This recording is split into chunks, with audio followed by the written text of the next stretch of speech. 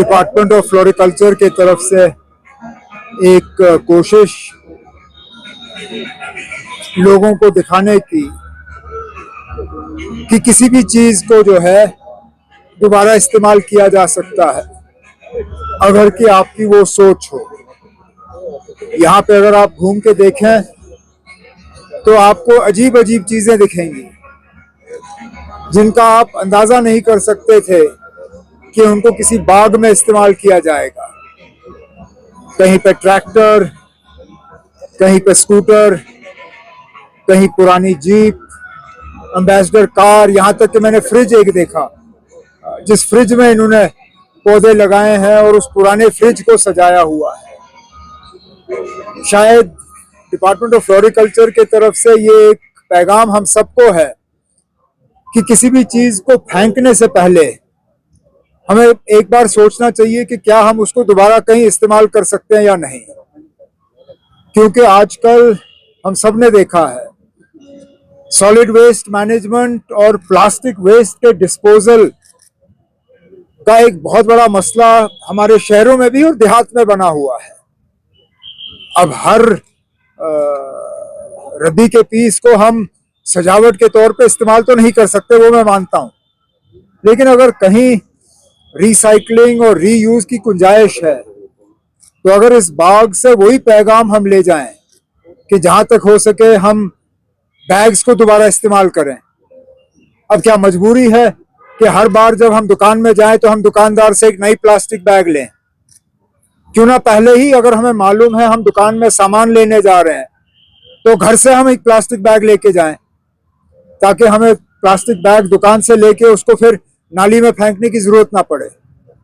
यही इस बाग के पीछे मकसद है और उम्मीद करता हूं कि लोग आएंगे और इस बाग का जो है मजा लेंगे। सर, ट्यूलिप गार्डन के बाद हमने देखा क्रिसैंथेमम गार्डन वाज इनॉग्रेटेड।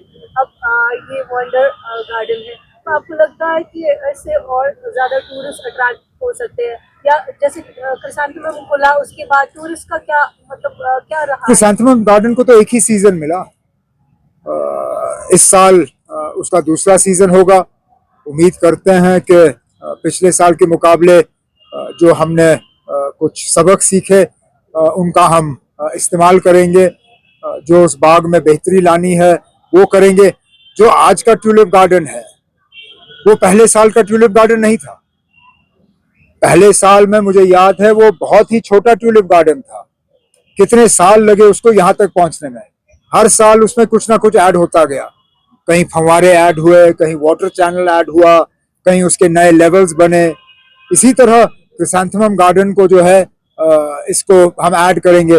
और जहाँ तक ये वेस्ट टू वंडर वाली के बाग की हम बात करें, मैं तो चाहूँगा कि हमारे जो फ्लोरिकल्चर के डिपार्टमेंट के कुछ जो अफसरान हैं वो चंडीगढ़ जाके वहाँ देखें जो उन्होंने वहाँ पे बाग बनाया हुआ है वेस्ट का।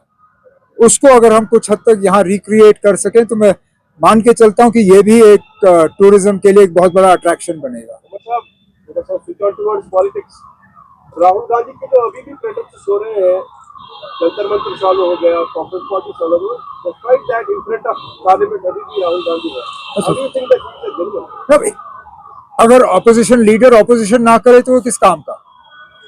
मैंने आप लोगों को जम्मू कश्मीर के ऑपोजिशन लीडर से तो नहीं सुना पूछते हुए, ना आप फजूल में बार बार क्यों सवाल करते हो? जब वो करते हैं आपको मजा आता है, जब राहुल गांधी करते हैं आप लोग कहते हो ना ये राहुल गांधी क्यों कर रहा है। ये अब अलग अलग तराजुओं में आप इस तरह ऑपोजिशन के लीडरों को नहीं तोल सकते हो। राहुल गांधी वो कर रहा है जो मुल्क उससे एक्सपेक्ट करती है। ऑपोजिशन लीडर का काम है हुकूमत से जवाब लेना, ऑपोजिशन लीडर का काम है हुकूमत को जवाबदेह बनाना। राहुल गांधी वही कर रहा है और मैं तो चाहूंगा कि वो इसी तरह करता रहे, क्योंकि यही तो है ऑपोजिशन का काम। सर, जम्मू कश्मीर मेरा सवाल इस गार्डन के रिलेटेड है। While we appreciate the efforts the department is putting, मैं पूछना चाहता हूं जो ओवरऑल जो ग्रीन स्पेस है that is shrinking in Kashmir, what do we expect about that?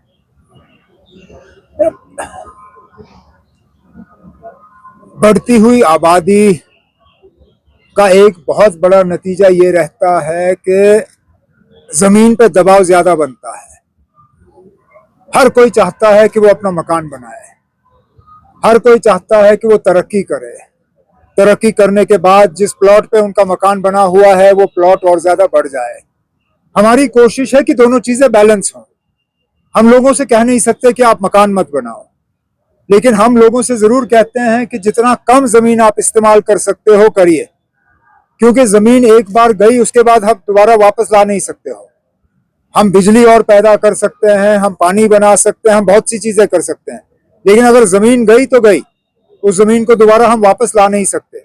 तो एक बैलेंस तरीके से एक डेवलपमेंट भी हो, लोग अपने मकान भी बनाएं, लेकिन उसके साथ साथ हम अपने ग्रीन स्पेसेस को जितना ज्यादा बचा सकें हमें बचाना चाहिए। अच्छा, यहाँ की जो जम्मू कश्मीर के जो एलओपी है उन्होंने भी एक रिसेंटली बयान दिया और उसमें उन्होंने कहा कि कश्मीर में या जम्मू कश्मीर में इस्लाम जो है वो ताकत के तौर पर आया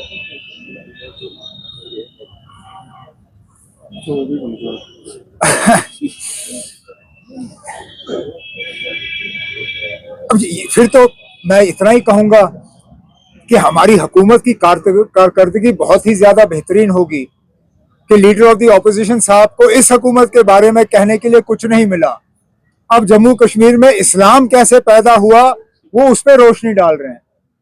मैं तो इसको अपनी कामयाबी मानूंगा। बाकी मैं इतना ही कहूंगा कि ना मजहब के मामलों में उनको ज्यादा टिप्पणी नहीं करनी चाहिए।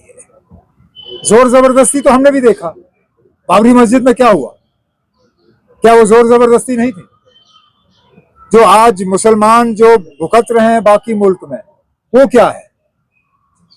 तो ठीक है ना, अब उसके जो हालात हैं वो अपनी जगह, लेकिन लोगों के जज्बात के साथ उनको खिलवाड़ नहीं करना चाहिए। लीडर ऑफ द ऑपोजिशन है, लीडर ऑफ द रिलीजन नहीं है। वो रिलीजियस बातें जो हैं वो रिलीजियस लीडर तक छोड़ें, उनको अपनी बात जो है सियासत तक ही मौजूद रखनी चाहिए। सर, किश्तवाड़ में बड़ा ही दिलखराश वाकया रूनुमा हुआ है आज।